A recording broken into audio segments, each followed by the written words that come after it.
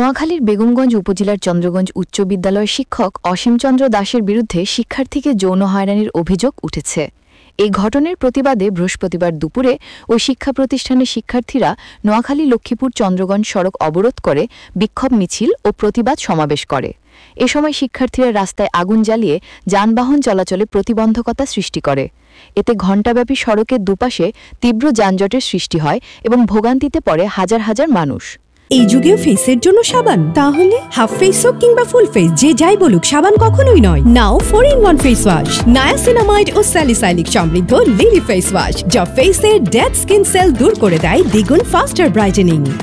খবর পেয়ে বেগমগঞ্জ উপজেলার শিক্ষা কর্মকর্তা জহিরুল ইসলাম ও বিদ্যালয় পরিচালনা অ্যাডহক কমিটির আহ্বায়ক সাবেক চেয়ারম্যান মীর জুমলা মিঠু এবং বেগমগঞ্জ মডেল থানা পরিদর্শক আরিফুল ইসলাম নির্যাতনের শিকার শিক্ষার্থীদের কথা শুনেন এবং তাদেরকে ন্যায় বিচার ও অভিযুক্ত শিক্ষককে অপসারণ সহ প্রয়োজনীয় ব্যবস্থা গ্রহণের আশ্বাস দিলে শিক্ষার্থীরা অবরোধ তুলে নেয়।